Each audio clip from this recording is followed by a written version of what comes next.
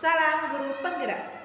Perkenalkan, saya Asmaul Kusna, calon guru penggerak angkatan 11 Kabupaten Nganjuk. Pada video kali ini, saya akan menunjukkan aksi nyata diseminasi budaya positif modul 1.4 yang saya implementasikan pada sekolah saya SD Negeri 6 Ngetos, Kabupaten Nganjuk. Selamat menyaksikan.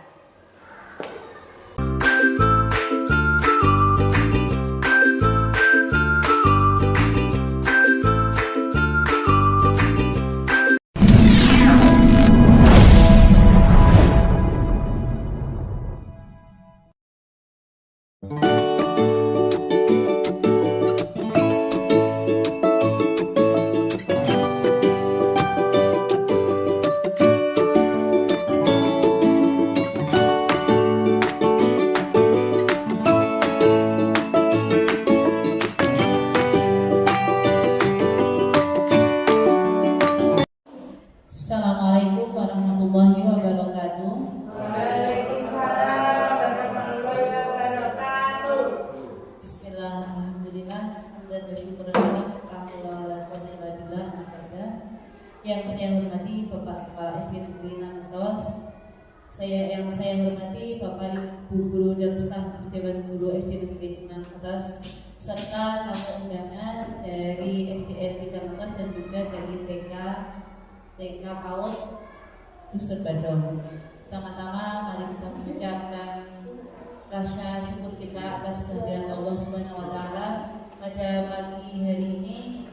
Kita dapat berkumpul di sini untuk mengikuti diseminasi aksi nyata modul 1.4 budaya positif calon guru penggerak angkatan 11 Kabupaten Nganjuk, yaitu saya dan Irma Fariska dan Ibu Asmaul Kusna di kelas 71A dan kelas 80B dalam keadaan sehat walafiat. Qaulina alhamdulillahirabbil alamin.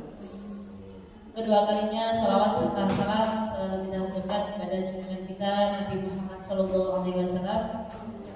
Semoga kelak kita diakui sebagai umatnya dan mendapatkan syafaatnya di hari kiamat nanti. Amin amin Allahumma amin. Yang pertama kalinya saya di sini selaku calon guru penggerak angkatan 11 bersama Bu Asmaul Kusna mengucapkan terima kasih yang sebesar-besarnya atas kehadiran panjenengan sedaya pada hari ini untuk mengikuti aksi nyata diseminasi modul 1.4 budaya positif, di mana tugas ini adalah wujud penerapan pemahaman kami dari modul 1.4 yang harus kami sampaikan kepada rekan-rekan sejawat kami.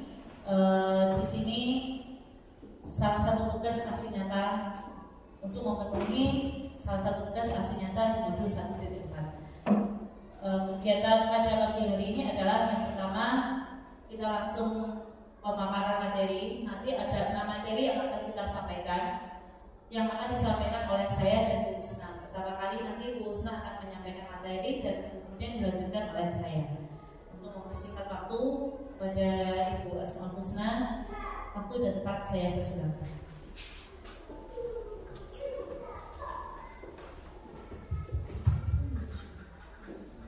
Assalamualaikum warahmatullahi wabarakatuh. Perkenalkan, saya Asmaul Kusna, calon guru penggerak angkatan 11 kelas 80B. Di sini saya akan memaparkan budaya positif. Nah, ini saya bersama Bu Irma, calon guru penggerak angkatan 11 akan memaparkan tentang budaya positif, yaitu implementasi dari pembelajaran yang kami pelajari di modul 1.1 sampai 1.4. Lanjut Bu. Nah, sebelum kita mendengarkan apa yang kami paparkan, mari kita briefing dulu ya, untuk agar semangat. Nah, monggo langsung. Nah, ini jangan tahu briefing arang sam-sam. Tahu. Nah, monggo kita berdiri dulu, kita briefing dulu. Bareng-bareng ya. Oke, monggo Bu. 3, 2,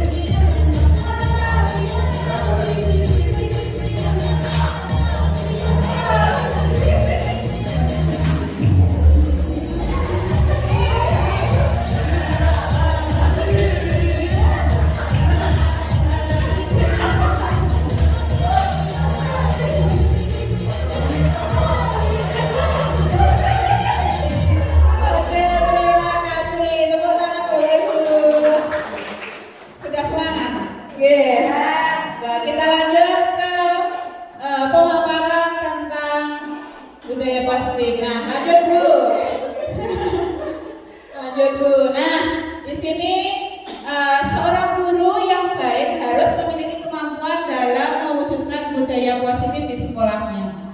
Budaya positif tersebut dapat dijalankan dengan menerapkan konsep-konsep inti seperti yang pertama disiplin positif, kemudian motivasi perilaku manusia, keyakinan sekolah atau kelas, kemudian kebutuhan dasar manusia, posisi kontrol guru, dan segitiga restitusi. Nah, nanti 3 dari materi yang di atas saya memaparkan dan ketiganya yang di bawah adalah rekan saya.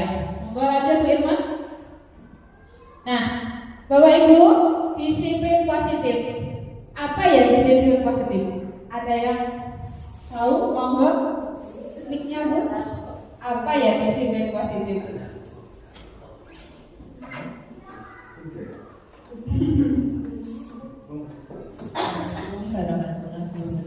Waalaikumsalam warahmatullahi Yang wabarakatuh. saya tahu disiplin positif adalah mengarah ke yang baik. Disiplin itu taat, taat aturan atau tata tertib yang ada di sekolah yang baik untuk guru dan untuk siswa. Oke, baik. Mungkin ada yang lain disiplin positif apa ya disiplin positif?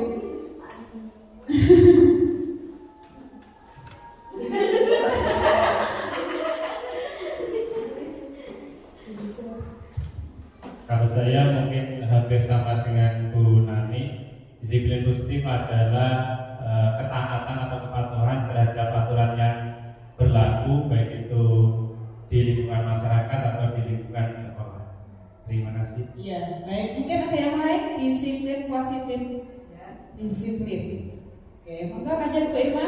Nah, disiplin positif merupakan suatu cara penerapan disiplin yang mengajarkan anak bertanggung jawab dan menumbuhkan kesadaran diri berdasarkan nilai-nilai kebajikan. Jadi membuat anak itu bertanggung jawab dan menumbuhkan kesadaran dirinya, ya. Kemudian berdasarkan nilai-nilai kebajikan. Lanjut Bu Irma. Disiplin positif lebih ke arah disiplin diri, mendisiplinkan diri yang dapat mengontrol diri dalam melakukan segala tindakan. Jadi disiplin mendisiplinkan diri sendiri, jadi menumbuhkan rasa kesadaran murid. Lanjut Bu Irma. Disiplin positif atau disiplin diri dapat membuat murid memahami dan menyadari berdasarkan motivasi internal, bukan akibat paksaan, ujian ataupun hukuman. Jadi disiplin diri itu nggak ada karena akibat paksaan. Jadi disuruh seperti itu, ya. Kemudian bukan karena pujian. Kamu tak kasih ini, agar kamu disiplin. Tidak seperti itu, oke? Ataupun hukuman. Nanti kalau kamu nggak disiplin, ya tak hukum atau saya kasih hukuman. Disiplin diri, ya. Mungkin kesadaran dirinya. Monggo lanjut. Nah, di sini ada 6 karakter dalam profil pelajar Pancasila. Nah, Bapak Ibu, ada yang tahu lagunya profil pelajar Pancasila? Pelajar Pancasila beriman dan bertakwa pada Tuhan Yang Esa dan berakhlak mulia, berkebinekaan global, gotong royong mandiri, kreatif dan bernalar kritis. Nah, di sini ada 6 karakter dalam profil pelajar Pancasila yang merupakan juga mengaitkan dari disiplin positif tersebut. Yang pertama, beriman, bertakwa kepada Tuhan Yang Maha Esa dan berakhlak mulia, kemudian mandiri, berkebinekaan global, gotong royong, kreatif dan bernalar kritis. Nah, motivasi perilaku manusia. Apa sih yang memotivasi perilaku manusia? Ada yang bisa menjawabnya? Monggo. Motivasi perilaku manusia. Seperti apa motivasinya? Ada motivasi internal dan ada motivasi eksternal. Mungkin Bapak Ibu?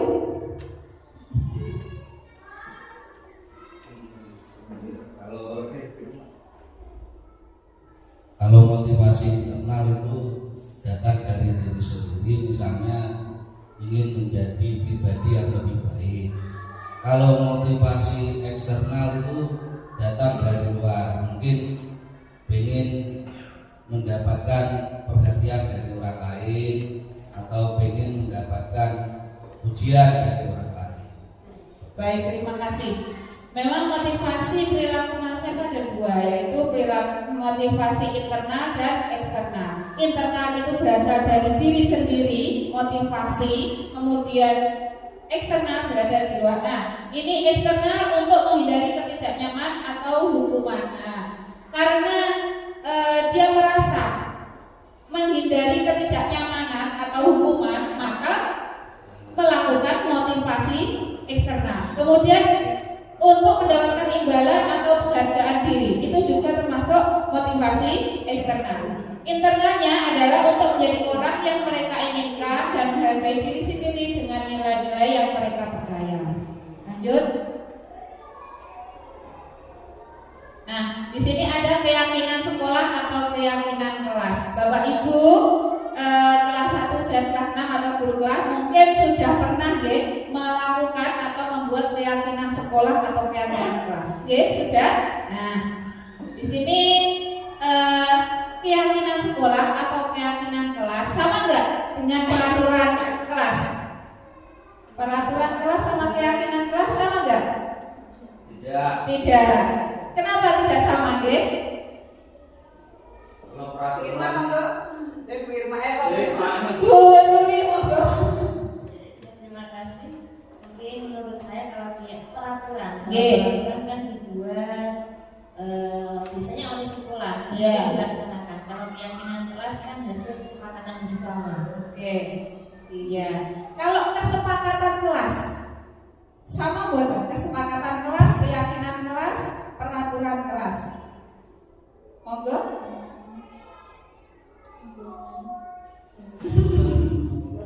Sama. Enggak sama. Ya. Oke. Kenapa enggak sama, Bu? Biasanya kalau peraturan kan dibuat oleh guru. Ya, itu tadi. Dilaksanakan dan harus dilaksanakan. Kalau tidak dilaksanakan kan biasanya cenderung mendapat hukuman. Kalau keyakinan kelas itu dibuat secara bersama-sama hasil kesepakatan. Nah, nanti kalau tidak melaksanakan ya sesuai kesepakatan bersama. Nanti mendapatkan hukuman. Ya, Konsekuensi. Lanjut. Nah, di sini ada peraturan kelas dan kesepakatan kelas. Kalau peraturan kelas itu berasal dari sekolah atau bapak ibu guru dan kepala sekolah atau pemantik, ya. Kemudian kesepakatan kelas itu berasal dari murid dan guru. Biasanya disampaikan atau dimusyawarahkan di awal pembelajaran. Nah, seperti itu. Monggo lanjut, Bu. Peraturan kelas, proses pembuatannya pun berbeda dengan kesepakatan kelas. Kalau pembuatan peraturan kelas biasanya dilakukan oleh guru atau otoritas sekolah tanpa banyak melibatkan siswa. Guru menetapkan peraturan berdasarkan pengalaman dan kebutuhan untuk menciptakan lingkungan yang tertib. Nah, itu namanya peraturan kelas atau peraturan sekolah. Kemudian kesepakatan kelas, proses pembuatan kesepakatan kelas melibatkan siswa. Secara aktif guru dan siswa berdiskusi, mendengarkan pendapat satu sama lain dan akhirnya mencapai kesepakatan bersama tentang aturan yang akan ditetapkan di kelas. Nah, di sini ini karena kelas saya ya, di sini ada peraturan kelas. Nah, ada peraturan kelas dan nanti ada kesepakatan kelas bersama. Lanjut, Bu. Keyakinan sekolah atau keyakinan kelas. Nah, guru berperan dalam mewujudkan terbentuknya keyakinan sekolah atau kelas dengan adanya kesepakatan antara guru dan murid. Jadi sudah dijelaskan bahwa keyakinan sekolah atau kesepakatan kelas itu sama yang dibentuk dari guru dan murid yang dilaksanakan bersama-sama di dalam kelas. Ya, monggo. Ini contoh dari keyakinan sekolah atau kelas. Keyakinan kelas 1A. Nah, di sini ada datang tepat waktu. Kemudian merapikan buku. Nah, di sini juga ada keyakinan kelas. Sama nggih? Monggo lanjut Bu. Kebutuhan dasar manusia. Nah, Bapak Ibu guru, jenengan punya kebutuhan dasar nggak? Maksudnya pengen di apakah pengen apa, atau ingin di makanya ingin disayang, ataupun ingin kebutuhan dasarnya ingin makan dan kebutuhan hidup seperti itu loh Bu. Nah, monggo kebutuhan dasar manusianya belum bebas. Kebutuhan dasar manusia itu seperti apa? Monggo kebutuhan jenengan itu pengen apa? Pengen kurus. Pengen kurus, monggo Bu.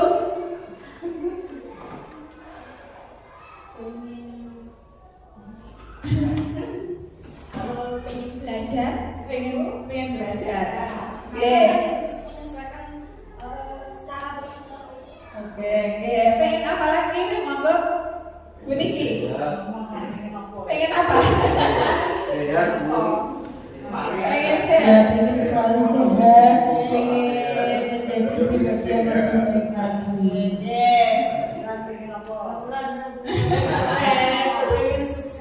Pengen sukses, baik. Setiap manusia pun juga punya keinginan, ya. Itu termasuk kebutuhan dasar manusia. Monggo lanjut Bu. Pak Yudi pengen tambah lagi. Oh, pengen apa lagi kabar apa? Amin. Oke, berikut nilai-nilai kebajikan universal. Tadi sudah dijelaskan nilai menurut disiplin positif menurut nilai-nilai kebajikan. Nah, di sini ada kejujuran, keadilan, belas kasihan, kesederhanaan, penghargaan terhadap kehidupan, kepedulian, toleransi, kebajikan. Yang di sini bersifat enggak istilahnya bukan patokan, ya. Bisa saja kesederhanaan, kejujuran, bisa saja yang lainnya. Jadi ini hanya nilai-nilai kebajikan yang ada di modul. Kejujuran, keadilan, belas kasihan, kesederhanaan, penghargaan terhadap kehidupan, kemudian kepedulian, toleransi, dan kebijakan. Pernyataan: ketika seorang murid melakukan suatu perbuatan yang bertentangan dengan nilai-nilai kebajikan atau melanggar peraturan, hal ini sebenarnya mereka gagal memenuhi kebutuhan dasar mereka. Nah, pasti Bapak Ibu guru pernah menemui siswa tersebut. Contoh, siswa itu nggak disayang di rumahnya. Nah, pasti akan terbawa di sekolahan. Mungkin si anak itu merasa istilahnya males belajar. Pernah nggak Bapak Ibu menemui seperti itu? Pernah ya, pasti di setiap kelasnya ada. Ya, kadang anak itu kalau contoh seperti contoh kecil nggak dikasih sangu, nah pasti merasa gimana? Ya kesal, kadang itu menyendiri juga, kadang males belajar. Ada juga yang tidak kalau biasanya kalau malam itu sering tidur malam. Nah, itu juga mempengaruhi. Jadi kebutuhan dasar mereka mungkin kurang perhatian dari orang tuanya. Seperti itu. Monggo Bu, lanjut. Kebutuhan dasar manusia. Nah, tadi saya bertanya kepada Bapak Ibu guru, yaitu kebutuhan dasar manusia itu ada 5 Bapak Ibu, ya. Kebutuhan bertahan hidup seperti makan, minum, dan sebagainya, ya. Kemudian kebutuhan kasih sayang atau rasa diterima. Nah, kita juga butuh disayang, ya. Bukan dengan pasangan kita, tapi juga dengan yang lainnya. Nah, kemudian rasa diterima. Kita juga ingin berkebutuhan ingin diterima. Jadi ingin dilihatlah, ya. Kemudian penguasaan. Nah, kebebasan. Kita juga ingin bebas. Nah, bebas gimana? Bebas maksudnya bebas dengan peraturan, ya. Maksudnya tetap di jalannya, ya. Kemudian kita berkebutuhan juga ingin kesenangan. Nah, pengen senang. Nah, saya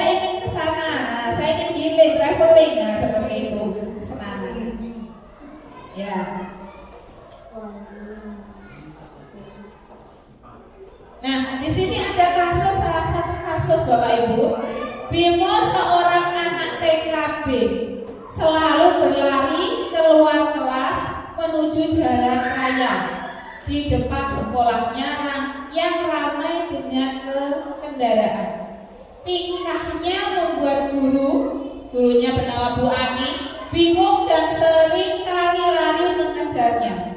Ada beberapa kemungkinan jawaban yang diberikan Bimo. Aku senang main kejar-kejaran dengan ibu guru, seru. Nah, ini dia punya keinginan apa ya, Bapak Ibu? Perhatian, keinginan bermain. Dari kebutuhan dasar yang tadi, si Bimo itu dia ingin diapakan? Kasih sayang. Ibu, enggak.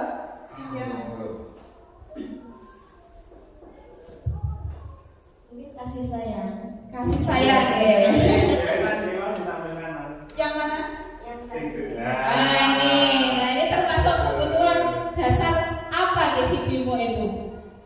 Bisa kasih sayang, kebebasan, bisa kesenangan. Mencakup hampir seluruhnya, Nah, baliknya Bu kasusnya tadi. Nah, di sini kadang tuh anak TK kan biasa, ini ada guru TK biasa main kejar-kejaran, kemudian padahal di depan jalan raya ada kendaraan, banyak kendaraan, ya. Kemudian Bu Ani bingung, seringkali mengejarnya. Ada beberapa kemungkinan jawaban. Nah, kemungkinan jawaban mungkin tadi kesenangan, dia kurang senang. Kemudian apa lagi? Ingin diterima, diperhatikan, ya. Kadang salah satu murid kita ya, pengen diperhatikan kita, ya. Kadang juga ada, ya. Lanjut Bu. Nah, di sini untuk materi berikutnya akan disampaikan ke rekan guru saya Bu Irma Fariska. Monggo Bu. Oke, monggo untuk materi selanjutnya sambil dinikmati dan yang ada sanadanya monggo. Untuk melanjutkan materi yang kedua, Habis ini kita icebreaking lagi. Oke. Icebreakingnya seperti ini. Apabila saya bilang 1, jangan bilang 2. Oke. Kalau saya bilang 2, jangan bilang 3. Kalau saya bilang 3, jangan bilang 1. Oke, 1 dan 3 saja, bentar, oke. 1, 2, 2, 3, 1. Nanti kalau saya bilang 1, tangannya gini, 1. Oke. Ya, saya bilang 1. Ya, kalau saya bilang 3, jangan satunya gini. Kalau saya bilang 2, jangan 2-nya gini. Oke. Kalau saya bilang 1, jangan 2-nya gini. Oke. Kita coba, oke. 3, 1. Saya bilang 3, jangan 1. Saya bilang 1, 2. Oke. Saya bilang 2, 3-nya pegang kepala. Oke. Oke. Siap, oke? Siap. 1, 2.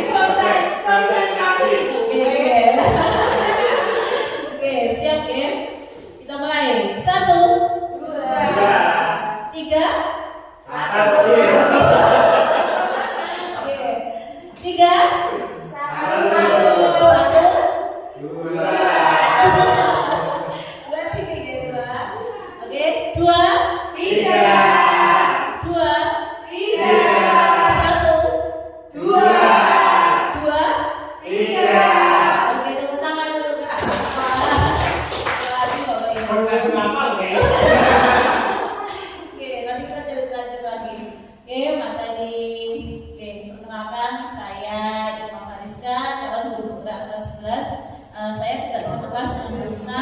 Ibu Husna di kelas 8B, saya di kelas 21A.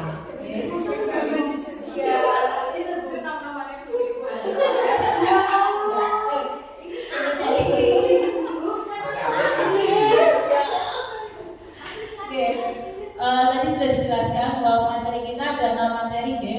Disiplin positif, motivasi perilaku manusia, keyakinan sekolah, kebutuhan dasar manusia, posisi kontrol guru, dan segitiga restitusi. Tadi Bu Husna sudah menyampaikan 4 materi ya, tidak terasa.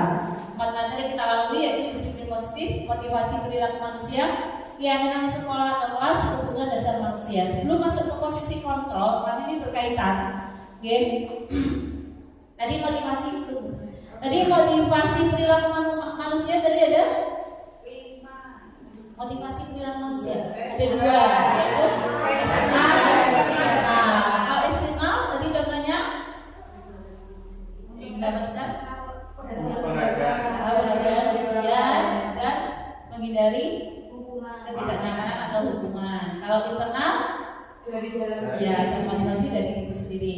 Kemudian keyakinan sekolah atau keyakinan kelas, tadi ada peraturan sekolah, kesepakatan kelas, keyakinan kelas, dan hampir semua walaupun belum mengikuti calon guru penggerak, beberapa kelas telah melaksanakan kesepakatan kelas. Terima kasih, tepuk tangan untuk kita semua.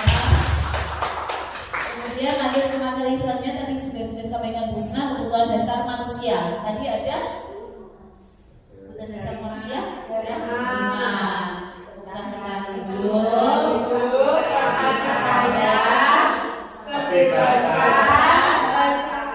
penguasaan dan kesenangan.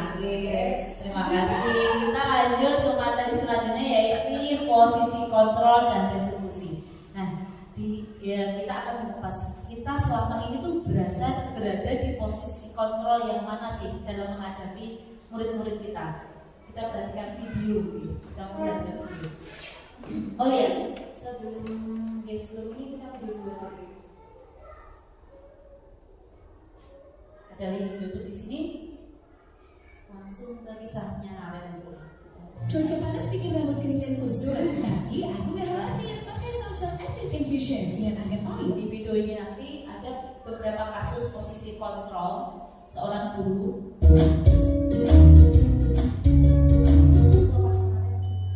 Salam bahagia ibu dan bapak guru hebat. Dalam penerapan disiplin positif restitusi, salah satu program yang dikembangkan adalah 5 posisi kontrol.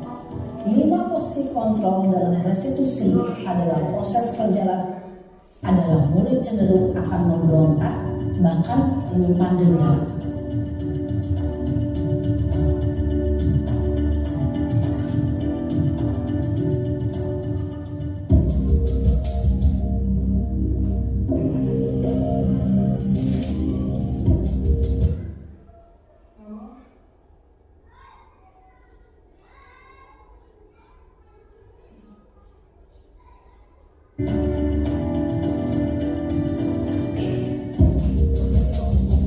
Contohnya seperti itu.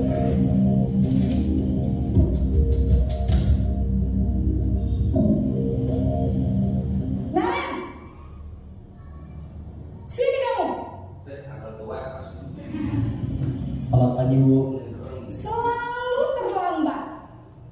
Kamu deh pasti terlambat. Maaf Bu, saya Apa? Apa coba? Alasan kamu apa lagi? Kapan sih kamu tidak terlambat? Malas sekali ya kamu jadi anak. saya Dasar pemalas. Gak kapok-kapok sih kamu. Sudah berapa kali terlambat? Sana, kamu keliling lapangan basket 2 kali. kenapa saya harus keliling lapangan basket Bu? Kenapa? Kamu melawan ibu. Berani-beraninya jawab. Sudah terlambat, masih berani jawab pula. Sekarang, keliling lapangan basket 5 kali sekalian. Biar kapok. Cepat. Pergi sana ke lapangan basket. Posisi penghukum biasanya berbicara dengan nada tinggi. Oke, posisi pertama ya ini posisi penghukum.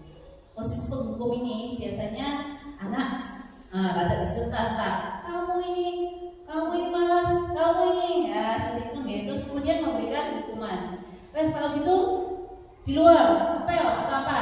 Nah itu adalah posisi Nah itu adalah posisi penghukum. Oke, ada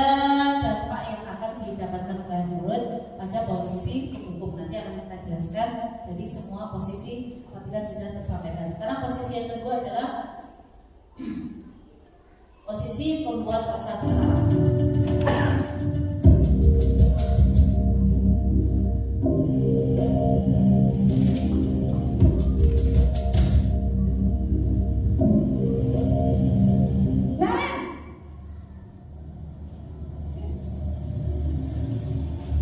Selamat pagi Bu. Naren, kamu kenapa terlambat lagi, Nak? Ya Tuhan, Naren, kamu senang ya bikin ibu susah ya? Kalau kamu terlambat lagi, nanti ibu yang ditegur bapak kepala sekolah, Nak. Disangka ibu tidak bisa membina kamu. Duh, gimana ini?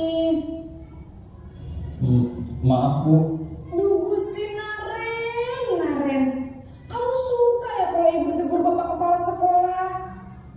Terus, sekarang ibu harus tulis apa ini di buku absen? Ini kamu sudah sering terlambat loh. Ibu harus apa coba?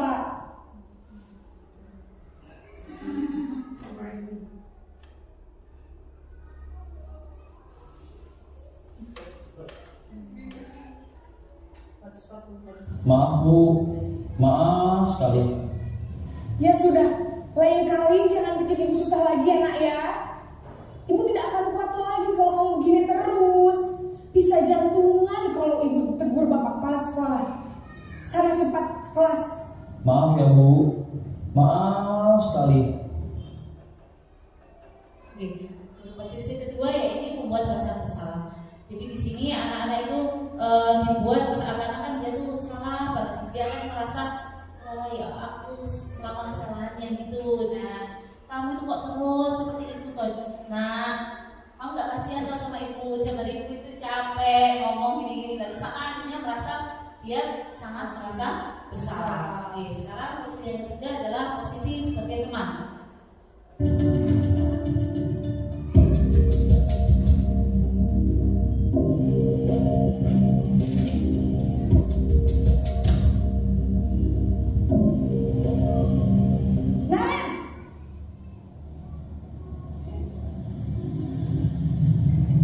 Selamat pagi Bu.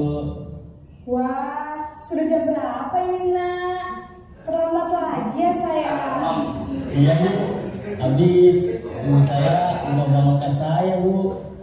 Kamu malah menyalahkan ibu kamu. Kamu bukan yang paling kencang. Kok terlambat sih? Iya Bu. Saya memang terlambat bangun tadi. Jadi biarpun saya lari kencang, tetap gak kekenjang Bu. Ya sudah sana. Nanti lain kali larinya lebih kencang lagi ya. Biar gak terlambat lagi. Bikin seneng ibu. Demi ibu. Bisa kan? Bisa Bu. Ya sudah sana masuk kelas. Ibu beresin urusan absen kamu. Kamu ini ada-ada saja. Dalam posisi Posisi selanjutnya itu sebagai teman. Jadi antara guru dan murid itu kayak temannya sendiri. Jadi anak itu mengungkapkan apa yang dia unek-uneknya dia dan kita menerimanya sebagai teman. Tapi ada sisi positif dan negatif. Selanjutnya pemantau atau sebagai monitor.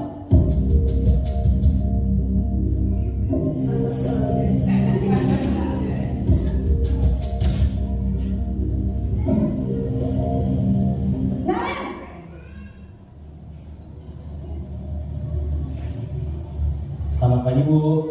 Naren, apa peraturan sekolah kita tentang jam berapa kita harus masuk sekolah, Nak?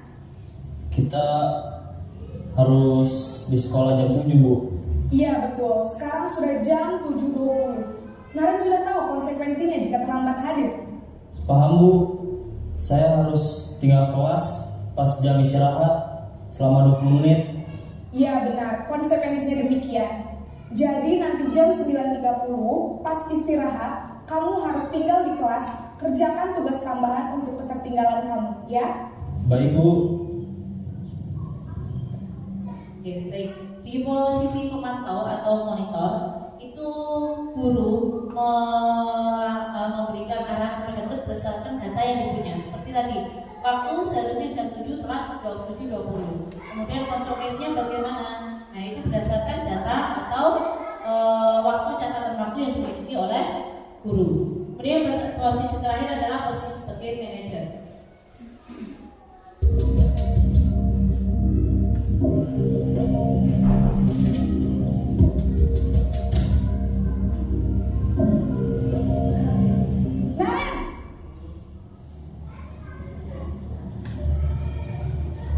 Selamat pagi Bu.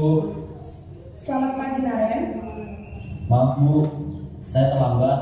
Iya, sekolah masuknya jam 7, sekarang sudah jam 7.20. Jadi sekarang bagaimana ini Naren? Maaf Bu, saya lupa start alarm saya semalam. Baiklah, menurut kamu, keyakinan sekolah yang mana yang perlu kamu tingkatkan? Menghargai diri sendiri dan orang lain mungkin ya Bu. Setuju. Jadi, apakah Naren meyakini prinsip saling menghormati tersebut? Iya Bu, saya meyakininya. Apakah Naren bersedia memperbaiki masalah keterlambatan ini? Bersedia Bu. Bagaimana kamu akan perbaiki masalah keterlambatan ini? Saya akan coba untuk tidak lupa menyetel alarm saya Bu. Baik, kalau Naren lupa menyetel alarm di rumah, ada orang yang kira-kira bisa bantu mengingatkan tidak? Ada Bu, kakak saya, Kak Emma. Ada lagi selain Kak Emma? Selain Kak Emma, ada ibu saya. Baik, jadi yang mengingatkan Naren adalah Kak Emma dan ibu kamu ya? Kira-kira akan mulai setel alarm kapan nih Naren? Setelah pulang sekolah, akan segera saya lakukan. Baik, jadi Naren akan setel alarm untuk bangun besok pagi dan akan diingatkan oleh kakak dan ibunda Naren ya. Ada lagi yang mungkin perlu dilakukan Naren agar tidak terlambat bangun lagi? Tidak ada Bu. Baik Naren, terima kasih untuk kerjasama kamu. Sekarang kamu perlu kembali ke kelas untuk belajar. Baik Bu, terima kasih. Demikian 5 posisi kontrol seorang guru. Tadi ada apa saja? Yang pertama, menghukum. Yang kedua,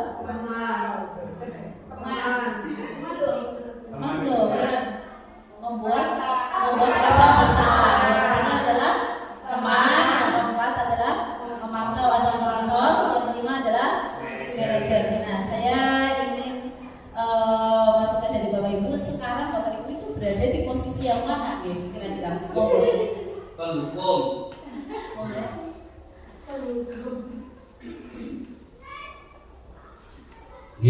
Posisinya di penghukum. Kenapa Pak? Penghukum. Ya, beda dibalainnya kita ngomong. Oke, terima kasih. Monggo, ada yang lain? Monggo, Pak Ri, ini sebagai apa ya? Kebanyakan itu adalah menghukum. Kenapa menghukum? Di sini istilahnya biar tidak istilah siswa itu biar jera, jadi tidak diulang-ulang suatu kesalahan dia. Jadi kebanyakan itu hukum kalau di sini. Walaupun hukumannya juga begitu halus. Misalkan contoh kalau saya itu misalkan saya suruh untuk menulis apa, itu kan juga hukuman, tapi hukuman yang mengarah ke sesuatu yang baik. Jadi seperti itu. Yang lain mungkin, monggo. Sama sebagai nolong. Saya sudah melakukan kelima-limanya. Tapi yang berefek itu saya rasa nggak ada. Oh, nggak ada yang berefek. Ya. Soalnya pun tetap gak dikasih. Ya, seperti yang saya rasakan di kelas 4 ini luar biasa sekali. Siswa yang masya Allah pokoknya. Jadi kan yang lebih dominan yang mana? Keempat saya. Keempat. Iya. Iya. Memantau atau monitor. Oke, terima kasih. Monggo Bu Dani.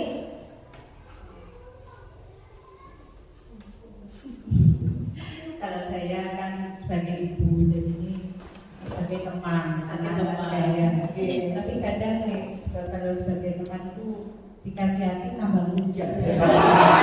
Kita ini ditanya sudah sarapan belum? Ya, paling yang kita paling muda. Terima kasih Bu Niki. Kalau saya ya yang pertama sebagai penghukum ya. Untuk saat ini, mungkin nanti ke depannya saya akan mencoba lima-limanya. Terima kasih. Monggo, Bu Bulan. Kalau di PAUD itu tentunya ke pemantau dan manajer. Oh, ke pemantau dan manajer. Iya. Tepuk tangan untuk Ibu Guru saya. Belum bisa. Terus kemudian dihukum. Kalau kembali lagi ke penghukum. Oke. Monggo.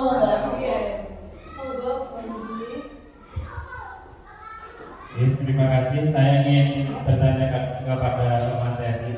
Dari 5 posisi kontrol guru itu, mana yang paling baik atau paling efektif ketika kita implementasikan kepada siswa? Terima kasih. Terima kasih atas pertanyaan. Sebenarnya ini mau tak tanyakan ya, Oke, sebenarnya tadi tahu saya mau tanyakan. Kira-kira dari 5 ini yang terbaik itu yang mana ya posisi guru sebenarnya ya? Baik, karena Pak Wahyu sudah menanyakan dari materi yang kami terima, seharusnya yang terbaik adalah yang diinginkan dari kami apabila sudah menyelesaikan guru penggerak ini adalah sebagai manajer. Oke, kenapa sebagai manajer? Karena di dalam posisi kontrol guru sebagai manajer, di situ menumbuhkan kesadaran anak apa yang dilakukan, kesalahan apa yang dilakukan, kemudian membangun tanggung jawab apa yang akan dilakukan, terus kemudian juga menemukan solusi sendiri dari apa kesalahan yang telah dia lakukan. Jadi anak menyadari dari dirinya sendiri, kemudian juga menemukan solusi atas kesalahan atau permasalahan yang dihadapi. Sebenarnya dia diinginkan di posisi manajer, tapi sangat sulit sekali untuk kita mencapai ke posisi manajer. Kebanyakan kita sebagai di posisi penghukum, sama seperti saya demikian. Cuman efek dari posisi penghukum itu anak akan merasa tidak suka dengan guru tersebut. Kemudian juga dia menjadi pribadi yang menendam. Ada perasaan dendam dalam dirinya. Dan mungkin itu akan dilakukan dia apabila dia menjadi seorang guru atau mungkin orang tua. Seperti kita posisi di orang tua, kalau kita sering menghukum anak itu juga akan melakukan hal yang sama apabila dia menjadi orang tua. Reaksinya seperti itu. Lanjut.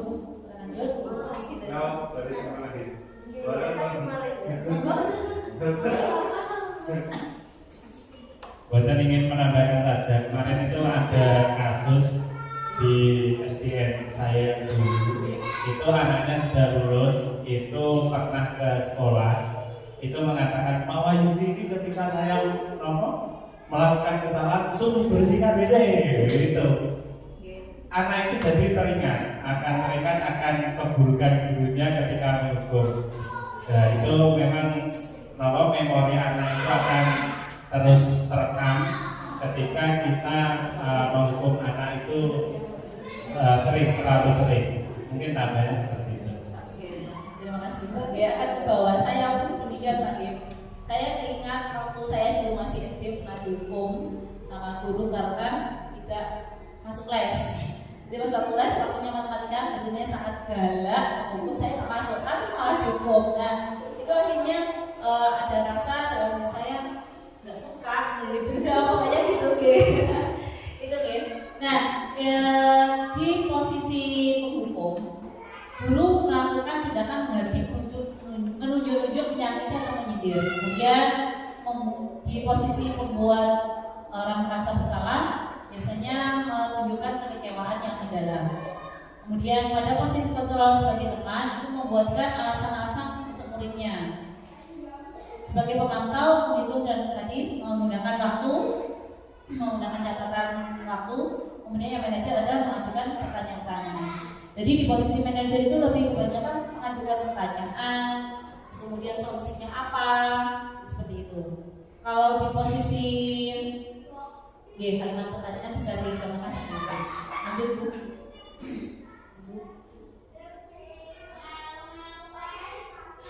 Nah ini dampaknya ya. Dampaknya murid pada posisi penghukum itu akan mengulangi kesalahan berulang kali, kemudian perilaku menjadi agresif. Itu dampak dari anak pada posisi penghukum. Kemudian kalau pada posisi pembuat rasa bersalah, mereka akan merasa rendah diri, merasa gagal dan tidak berharga karena dia merasa sangat bersalah. Dia akan merasa seperti itu. Kemudian pada posisi teman, itu dampaknya pada anak yaitu anak menjadi tergantung, tidak mandiri dan tidak bisa memutuskan. Kalau posisi guru sebagai seorang teman, apabila menjadi monitor atau pemantau, dampaknya pada murid adalah menitik beratkan pada dampak pada diri sendiri, mendapatkan hadiah atau mendapatkan hukuman.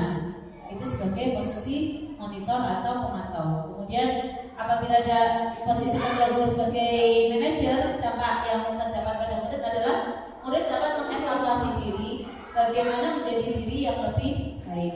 Mereka dapat mengevaluasi dirinya sendiri, kemudian menemukan solusi agar menjadi pribadi yang lebih baik. Demikian untuk materi 5 posisi kontrol. Materi selanjutnya ini segitiga restitusi. Apa sih segitiga restitusi itu? Ada yang pernah dengar? Ada yang pernah tapi lupa lagi. Kita langsung bahas mawon. Lanjut. Segitiga restitusi yaitu 3 langkah yang dilakukan oleh seorang guru kepada murid apabila melakukan suatu pelanggaran atau kesalahan. Jadi menemukan solusi dengan melakukan segitiga restitusi. Tindakan yang bisa diambil yang pertama adalah menstabilkan identitas. Yang kedua adalah validasi tindakan yang salah. Dan yang ketiga adalah menanyakan keyakinan. Nah, teori faktualnya kalau menstabilkan identitas adalah kita semua pernah melakukan kesalahan. Nah, misalnya anak di sini nanti ada contohnya. Pada posisi menstabilkan identitas, misalnya anak melakukan kesalahan, itu kita menstabilkan identitas seperti contoh memberikan perkataan, nah kita pernah melakukan prima juga pernah melakukan kesalahan, nah, seperti itu ya. Melakukan kesalahan itu wajar. Itu adalah posisi pada tindakan menstabilkan identitas. Kemudian pada validasi tindakan yang salah. Nah, kita menanyakan alasannya. Kenapa tadi kok melakukan itu? Kenapa tadi kok tidak mengumpulkan PR? Tindakan validasi tindakan yang salah. Jadi kita memvalidasikan tindakan apa sih, kesalahan apa sih yang kamu lakukan. Nah, kita menanyakan itu. Kemudian menanyakan keyakinan. Dari kesalahan tersebut kita menanyakan keyakinan mana yang sudah kamu langgar. Nah, itu. Terus kemudian kira-kira solusi apa yang dapat kamu lakukan untuk memperbaiki atau menuju keyakinan kelas yang telah kita sepakati. Nah, itu ketiga itu. Baik. Ya, pada posisi menstabilkan identitas dilakukan berdasarkan prinsip bahwa membuat kesalahan adalah bagian dari proses pembelajaran yang intinya nanti akan menggeser identitas Anda ke arah sukses. Oke. Jadi tadi kita semua anak itu wajar pernah melakukan kesalahan. Nah, itu dia bisa membangun posisi diri, membangun identitas data ke arah yang sukses.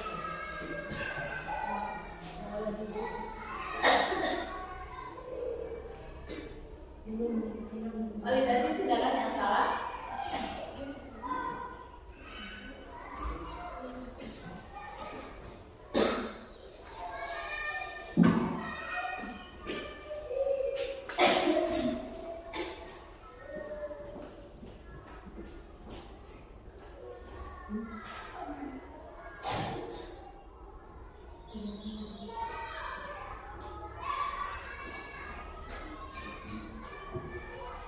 Pada validasi tindakan yang salah itu yang dilakukan berdasarkan bahwa setiap perilaku berupaya memenuhi suatu kebutuhan tertentu sehingga guru atau orang tua bergeser dari pemikiran stimulus respon menjadi proaktif serta akan lebih mengenali dan mengakui kebutuhan murid atau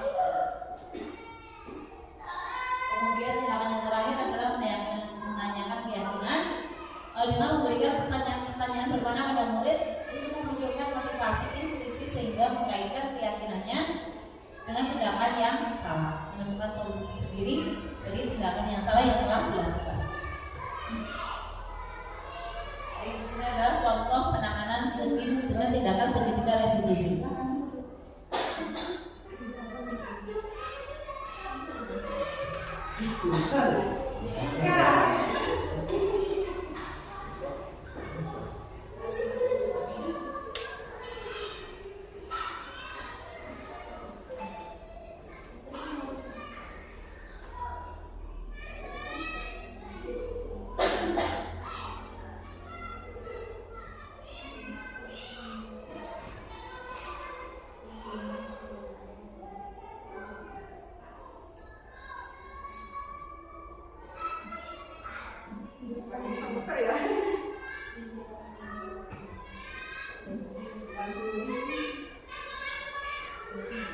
Video mentah aja.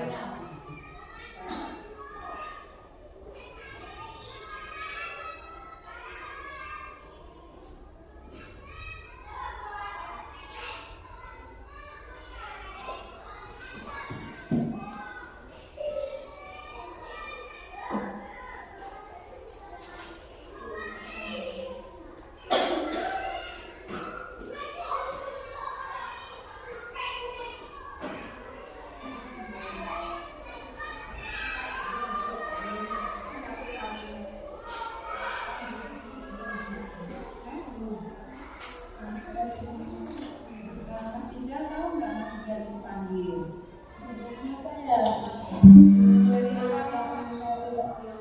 Assalamualaikum. Waalaikumsalam. Silahkan duduk. Mas Izal tahu nggak Mas Izal dipanggil? Kenapa ya? Karena saya tidak memakai sepatu. Baik, setiap manusia itu memang tempatnya salah, pernah berbuat kesalahan. Ibu pun juga pernah berbuat kesalahan, dan kesalahan pun itu pasti punya alasan. Mas Izal kenapa ya memakai sepatu? Kan tadi belum sholat di musola. Oke, baru sholat di musola. Memang di musola itu tidak boleh memakai sepatu Mas Izal, tapi apakah boleh kalau di kelas itu tidak memakai sepatu? Tidak, maaf saya salah. Tadi saya setelah sholat saya langsung bermain. Karena kalau tidak memakai sepatu lebih enak rasanya, tidak panas. Nyaman ya Mas Izal kalau tidak memakai sepatu. Baik, apakah tidak memakai sepatu itu memenuhi keyakinan kelas kita? Mas Izal masih ingat nggak keyakinan kelas kita? Datang tepat waktu, menjaga kebersihan, dan memakai seragam lengkap. Oke, baik. Ternyata Mas Izal masih ingat. Mas Izal, kemudian apa yang Mas Izal akan lakukan? Saya akan langsung memakai sepatu setelah salat dan saat bermain. Oke, Mas Izal, kapan Mas Izal akan melaksanakannya? Sekarang terus setelah sampai di kelas saya akan langsung memakainya. Baik, semoga Mas Izal selalu mematuhi jadi anak yang mematuhi peraturan sekolah. Terima kasih Mas Izal. Sama-sama. Assalamualaikum. Waalaikumsalam.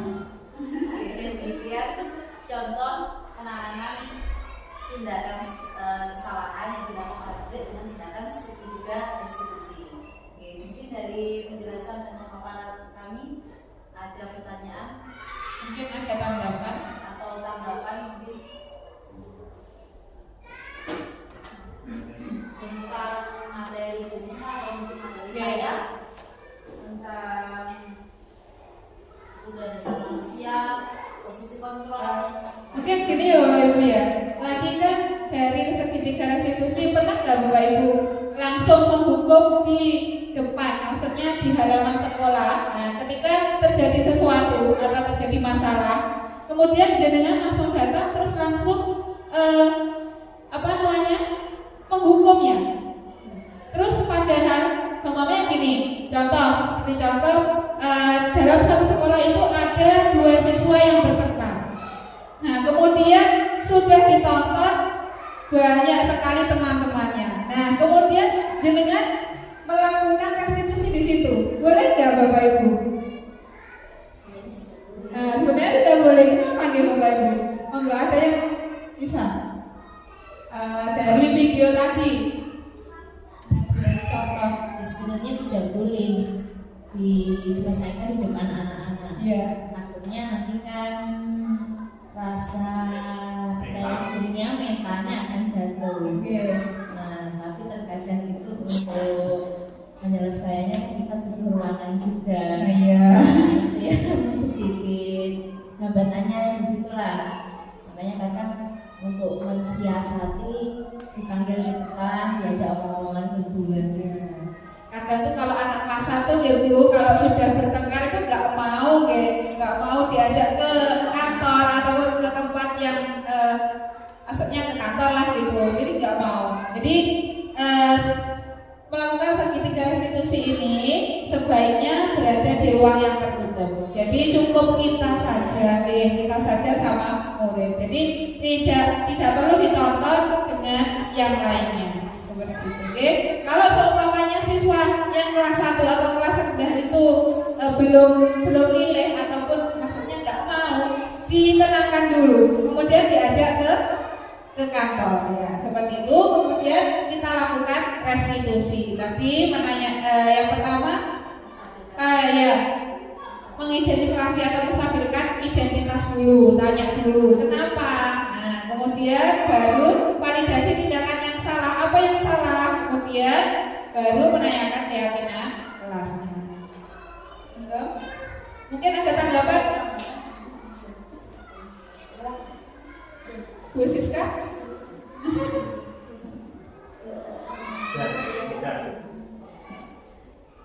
Sudah cukup ya? Mungkin penutup dari kami adalah kita harus berbangga dan mungkin suatu spesial untuk guru SD ya. Jadi di guru SD itu kita bisa sebagai guru juga, sebagai orang tua juga, sebagai tenaga keuangan TU, terus kemudian BP, BK harus kita tangani sendiri. Mungkin kalau di tingkat SMP atau SMA kita ada tenaga BP atau BK. Sedangkan kita sebagai guru SD kita merangkap. Jadi kenapa kita harus bisa memahami tentang posisi kontrol, segitiga restitusi, karena semuanya ada melekat pada diri kita. Guys, ini mudah-mudahan apa yang saya dan Bu Husna sampaikan dapat menjadi motivasi dan tambahan masukan dalam kita menangani kasus pada anak didik kita. Mungkin terima kasih ya Bapak Ibu guru telah menyempatkan waktunya. Mungkin sekian dari kami. Semoga tergerak ya Bapak Ibu, kemudian lekas bergerak, kemudian mari kita sama-sama menjalankan. Terima kasih. Assalamualaikum warahmatullahi wabarakatuh.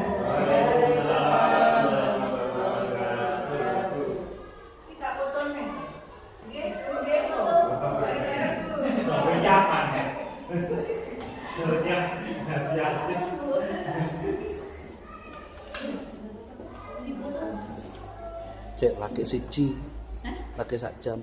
Lagi saja. Heeh. Bapak kesini ditambahin.